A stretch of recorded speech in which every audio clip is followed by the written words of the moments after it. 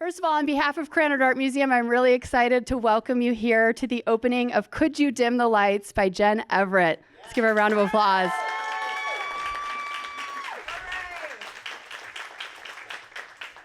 It's an absolute honor to also have Jen with us here this evening.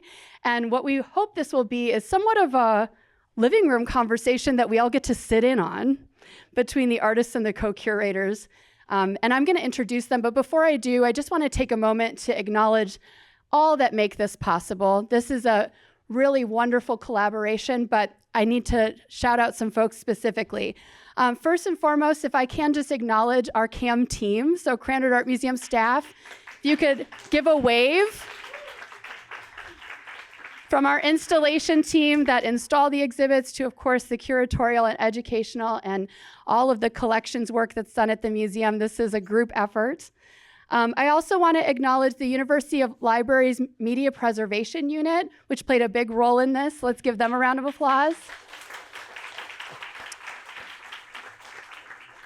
This also is co-sponsored by the Ricker Library of Art and Architecture, and you may know that Siobhan McKissick is with us this evening, and we'll be hosting, give a wave, Siobhan, and we'll be hosting a collage workshop.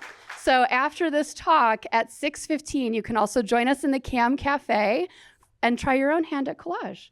And I also want to acknowledge that we have today a cupcake bar from Sugar Shade Sweets, which is a wonderful, wonderful local sweets bakery. So please give them a round of applause.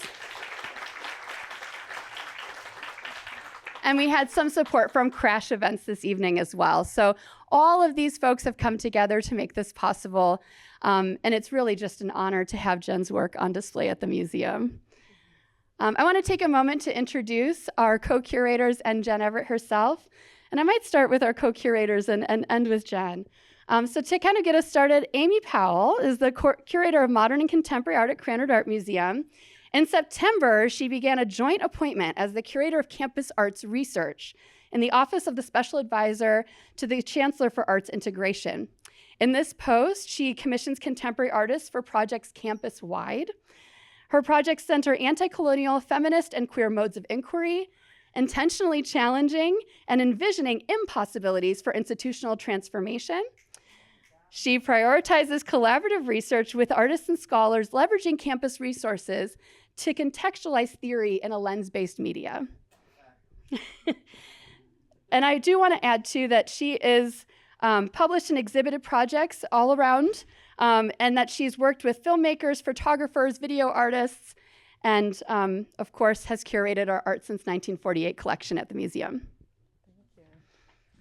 Now it gives me pleasure to introduce Dr. Blair Smith. Her artist alter ego is Love in Loops. Blair Smith is a practicing multimodal artist, scholar, and lover from Southside Richmond, Virginia. As a sample-based sound artist, DJ, and homegirl with the Black Girl Celebratory Collective band, Soul Hot, Saving Our Lives, Here Are Truths, We Levitate, Blair deepened her love for Black music, sound, and making space for Black girlhood celebration with Black girls. Her art and scholarship explore themes of memory, loops, home, collectivity, everlasting love, and sound and listening. She uses her lived experience and DJ beat-making practice to take on Black girlhood study, as well as sound, time, listening, and more. Smith is the author of solo, co-written, and co-edited works. She teaches classes on Black, femme, queer, and feminist art, music, sound, pedagogy, play, and listening. She has performed as a DJ, and you're going to get to experience that this evening. And she will kick off our after party a little bit later at 6 o'clock. And then since 2014, she has composed a sample-based art, beats, and loops under her alter ego, Love in Loops, releasing tracks on SoundCloud and Bandcamp, making music with lovers, friends, and homegirls. She is currently an assistant professor of art education and gender and women's studies at the University of Illinois.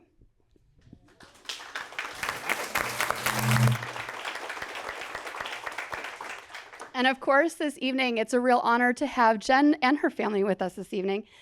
Jen Everett is from Southside, Michigan, and currently based in St. Louis and Chicago. Her work has been featured in group exhibitions at the Contemporary Art Museum in St. Louis and the Baltimore Art Museum, the Southside Community Art Center in Chicago, Savannah College of Art and Design Museum of Art, and many other national and international venues.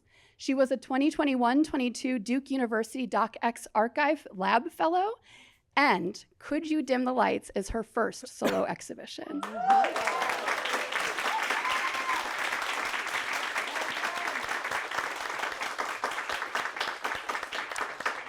So the curators and the artists together have some topics of conversation, some prompts, if you will, and we're really just gonna let them take it away.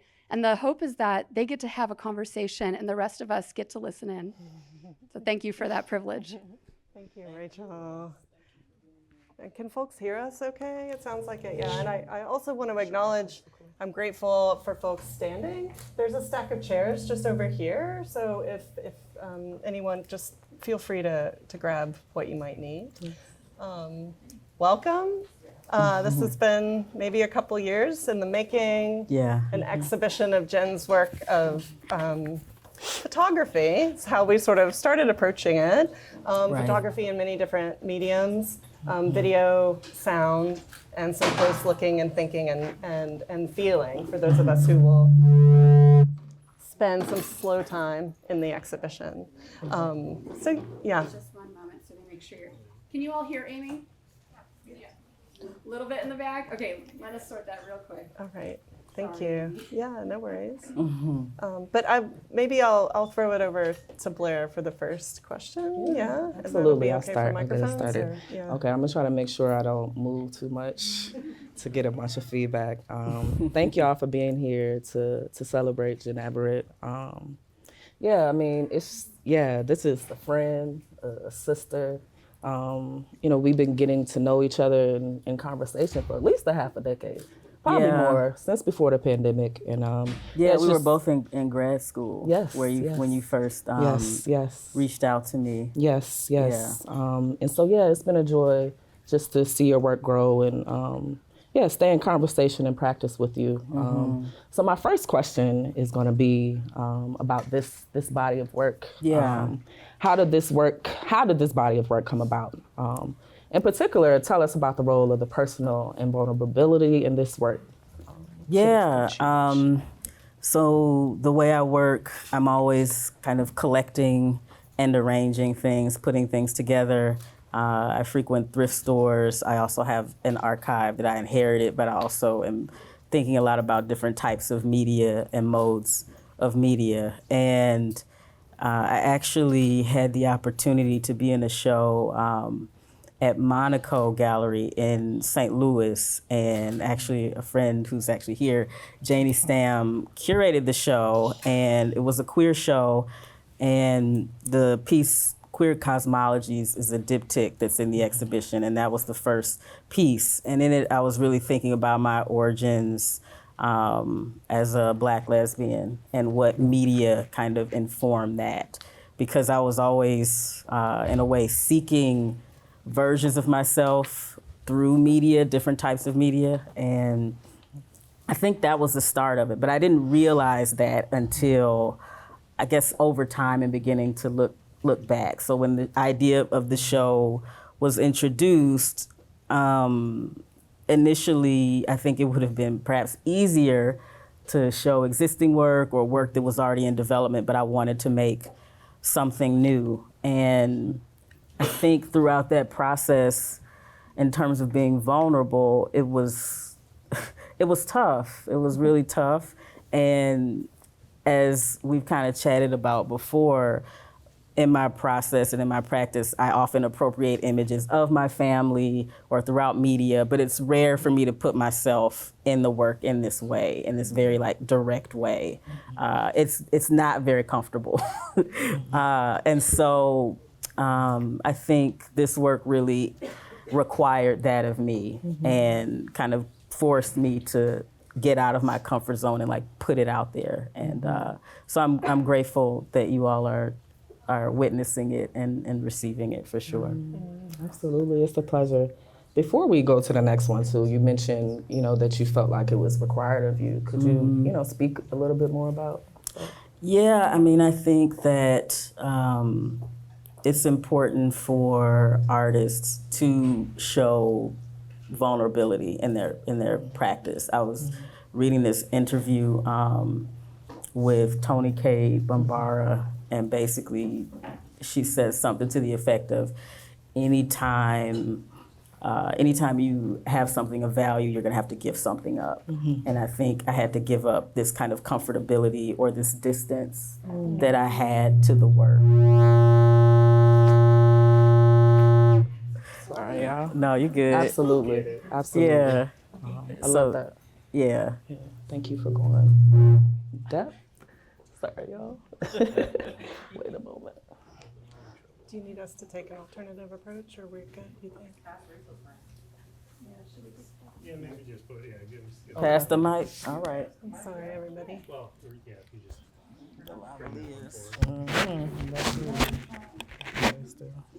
And can I invite you to just scoot your chairs back ever so slightly so that it's behind the, you might be fine. Oh. Test. Yeah. Okay. All right. I wanted to introduce as well what folks will get into, what you'll be seeing and listening to in the exhibition. And there's a lot of different, while sort of certain threads of inquiry run throughout the show, they do so in several different mediums. You'll see photographs, but you won't just see photographs. You'll see photographs printed on vinyl. You'll see photographs adhered to the wall at large scale. You'll see photographs printed on fine art paper and framed. You'll see Polaroids with their own kind of lusciousness under glass, which you can't touch, which me, the curator, I want to touch them all the time. Polaroids reproduced at a larger scale on vinyl, so that kind of luscious materiality. And then this beautiful video as well, where you're thumbing through in a photographic archive and showing us older photographs, and that luscious materiality comes to the surface in a moving image. You'll also see some doubling. So if there's an image of a Tracy Chapman album cover, you'll see the cassette tape, or if you'll see an MTV Raps card of Queen Latifah, and then the actual card itself. So that's a curatorial invitation to pay attention and go slowly. But it's a question too for you, Jen, about how you make decisions for how you choose mediums and how you combine them, and also, do you think of works as individual, kind of standalone works, or clearly this is a body of work that you thought about for installation as a whole? Yeah. So I think of the film in particular as kind of the centerpiece and standalone, but also a part of this body of work. In terms of the different materials, and especially photographs and how photographs are treated, I'm always thinking about the formal and what we think of as having value in museum space, and then other ways of like valuation. So posting an image on your refrigerator, or putting something up on your studio wall. So just the kind of very tactile quality of that. And to me, growing up and thinking about the vernacular, those images in those informal ways, or so-called informal ways, have just as much value to me as something that I would see in museum space. So I'm always pushing against that in different modes of display, but also thinking about how media circulates, how technologies have shifted, and there was a much more like haptic quality in the past. How old am I? 43. And so for the first half of my life, at this point, all of the images were analog, and now we're in a different era. And like one of the images in the show that's on vinyl touchscreen is kind of thinking and speaking to that aspect of a lack of tactility, a lack of touch, and what that means. Yeah. Sure. Oh, you? We passing like we doing a cycle. I know. Lord have mercy. It'll work. Okay. You talk about darkness a lot in this work. And I know you're very much in conversation with DJ Scholar, Dr. Madison Moore, and he's thinking a lot about Black queer nightlife spaces. And there was a quote recently that I just thought was just made sense in conversation with this show. And he's thinking about Black rave culture, queer nightlife. And he says, quote, "Vision is the first sense that goes onto the techno dance floor. Most nightlife spaces are dark on purpose, both to expand the room, make it feel limitless, and hide the imperfections, shadows, impressions, glimpses." Could you tell us a little bit more about how darkness functions in your work? Yeah. So in this show, I thought a lot about it in the work you see. What happens when we enter into a dark space, whether that space is the club or whether it is a performance or film or even just a darkened room. I think back to like actually being in church and how when it was time to pray for the sick and shut in, the lights would dim, or even so that's like a sanctuary. That's a space where we might go to grieve or become somber, but also a place to experience ecstasy. So I'm thinking a lot about queerness and where can queer folks go to experience that. And it's a wide range of things that happen in the darkness. And I like that aspect of hiding the imperfection when you're on a dance floor and when you're in a space where you get lost in music. You're not thinking about, well, if you're a dancer, maybe if you're a wonderful dancer and a trained and studied dancer, you are thinking about your position and your angles. But if you're just someone who's coming to, as the film says, get something off of you, all of that kind of melts away. So I think darkness is significant, but also a space where we kind of transform in darkness. It's you, okay. I love that. You speak a little bit about like dance floor spaces. And also like space and place is big to the, I think thinking about that. Geography is important. Thinking with the Midwest, the South, to be honest, I think the whole Black diaspora is important, right? It comes up in your work. Tell us about the geographies of this work and how these might appear or become known in the exhibition. I'm also thinking about the sound too. Yeah. So I was born in Detroit, Michigan. And so Detroit is a place that figures heavily in the work. But even though I'm from Detroit, my ancestors were from the Deep South and migrated to Detroit. So you see and hear those kinds of sensibilities. There's a playlist actually that you and I worked on that plays in the library component of the exhibition. And the first song of that is like one of my grandmother's favorite songs, This Bitter Earth. And so it's always like my work, I always put my people in it. I try to in some way, shape, or form, whether that's directly or indirectly. But even if I don't put them in it in a very obvious way, they're always in it because I'm here. And so that is kind of a geography of the Midwest, that migration, but also just dance music, techno and Black techno in particular in Detroit, but also house music in Chicago. All of those types of transcendent forms that make you want to just release, are present in the work. And also St. Louis. I mean, I've spent the past 20 years living in St. Louis, so even though that sound maybe is not as defined as a Detroit or a Chicago, it's still very much a part of it, that idea of the Midwest and what the Midwest represents.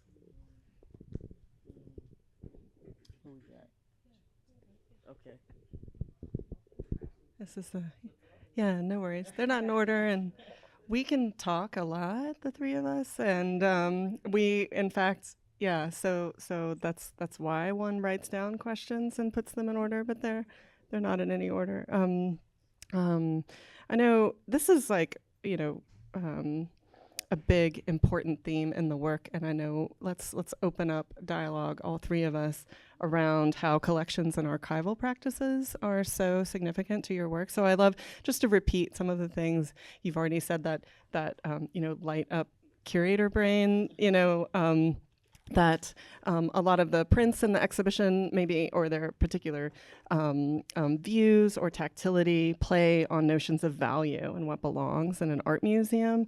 Also the club aspect and the lighting. Could you dim the lights? So curators always keeping that in mind when you experience the show. Who is the space for? Who does it welcome? Who does it welcome most? Are kind of things on the mind. And to that end, there's a lot of, museums also are archives and storehouses and collection spaces. But you do this in a significant, substantial, very special way. In the exhibition, we see a group of objects collected together called Leave a Room Better for Having Been There. And so maybe it's just an open question too, and I invite Blair too to riff on this. If you can talk about the importance of collecting and archiving for you, and then we'll see where we go from there, yeah. You want to go? You want me to go? Oh, okay. Okay. So I've always collected, like since I was a kid, I remember collecting leaves and rocks. I think many kids do this, seashells, acorns. Something about just having an array of things, and they were valuable to me, whether or not anyone else saw value in them. I didn't really consider, and that is really just evolved over time. And as I said before, working in this mode of collection and then arrangement, sometimes even more than producing a new image, I'm thinking about what happens when you put an image next to text or an image next to an object. So that is significant in my work, and the collection of objects really just came about through me sifting through what I had over the course of many years. And the thing about arranging is that you can constantly rearrange, and so I could think about 4 or 5 other orientations that would have, and pulling things out and putting them back in. Can you repeat the last maybe bit of your question? Maybe archiving too, your attention to the archives and collecting from those. Yeah, so I've visited a lot of thrift stores. I've also inherited a lot of images. My family, my father, my grandmother, but also my mother and my brother who are here. Shout out to y'all. Thank y'all for coming. My girlfriend's also here. Thank you so much for being here. Yeah, I think I've inherited that. That was something that I saw practiced in my home. And again, that's where the value was, more so than something I went out and saw. And so I'm so grateful for that, for having images around me, for living with images, because as even though I'm seeking and sought images of myself to kind of reinforce my identity as a Black lesbian, I already had a strong foundation of, here are people who look like you, who love you. I already saw a really rich reflection of myself growing up. And so I didn't necessarily rely on this kind of formal way of producing myself. It was already there, if that makes sense. Well, it's great to hear you talk a little bit about your collections, where that practice sort of comes from, getting that from your family, seeing yourself, there first. I think that is super important. And I'm wondering too, as you're, in conversation and looking, we spent some time at the Gerber Hart Library, right? Looking through the LGBT archives, looking for images of Black lesbians, Black dykes. Yeah, tell us more about those connections, like how, yeah, how do you get from like, yeah, like how do you make a connections between like your family photos and the things that you find in the archives, right? Well, I mean, I'm thinking about. I strive to always have an ethics of care around images that I'm working with because they are appropriated, and so I try to treat the images of my family or myself um, with a level of reverence that you have because there's a direct connection. But I also aspire and really attempt to have that same connection to the material that I might find, whether it is in an archive and it's unknown images, or it is something that is like when we visited the Gerber Hart libraries and taking maybe just a part or a piece of an image and putting it in conversation with something else. So I think a way of care or a mode of care is what I'm attempting to do. Yeah, that's probably the thing that runs throughout. Yeah, thank you for that. I think we've talked a lot about kind of sense of intimacy and ethic of care in the work that really comes across in the installation of the space and the experience of the space. So maybe this is winding up and down. I think our last printed question, but we can conclude as we like. Yeah, we went off on a great tangent earlier today on touch. So just putting that out, the sort of aspects of lots of sensory elements in the exhibition. But one question I have too that I'll be thinking about throughout the run of the exhibition are what are the temporalities of this work? So we've been talking a lot about history making and collecting from archives, from your own family. So there's absolutely an attention to the past and a sense of preservation for the future. And there's also there's maybe these wildly speculative moments of hands upraised to the sky or a sort of, I love photography's indeterminacy that, there's just some room for speculation. So I wonder how you think about time as you're making work or temporality as you're, I mean, I think about like the little me, like 5-year-old me is in that large print, and so I'm thinking about past, as you mentioned, but also me in the present, looking back on those images and seeing like my young queer self, perhaps having a knowing that I did not realize in the moment. So there's an image of me in a hoodie, and I wrote on the bottom of it or on the back of it, LL Jennifer. LL Cool J was my favorite rapper as a child, also my birthday twin. And so I don't remember if I knew that LL stood for Ladies Love. LL Cool J is Ladies Love Cool James. But seeing that as an adult, I thought, wow, did I know something then that I didn't realize? And because memory is so like malleable, I'll never really know that. But to see that at my age now, I'm like, wow, there was something there. Or even just the way I look out at the camera and in other images, and just seeing myself. I'm thinking about, of course, the past, but also the present, and then that kind of speculation I think appears across some of the images that are collected that I don't know the subjects, or even if they are queer, I don't know that for sure, but there's something there that I'm seeing, that I'm recognizing, that I'm relating to. Mm-hmm.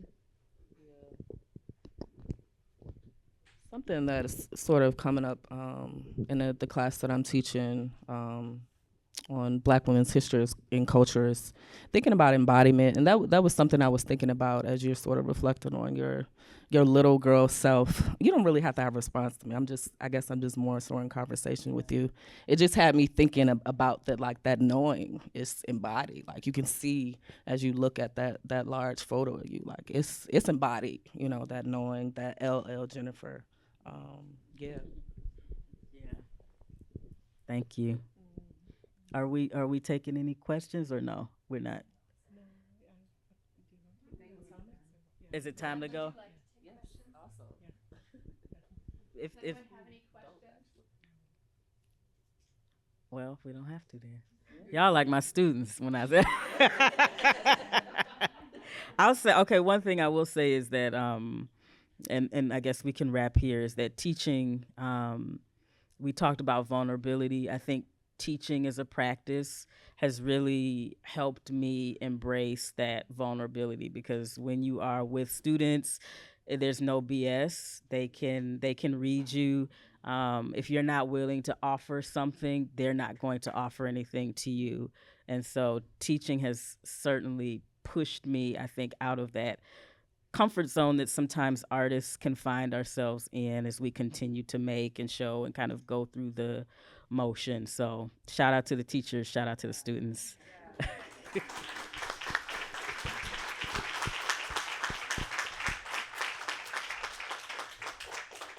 Thank you, Jen. Thank you, Blair.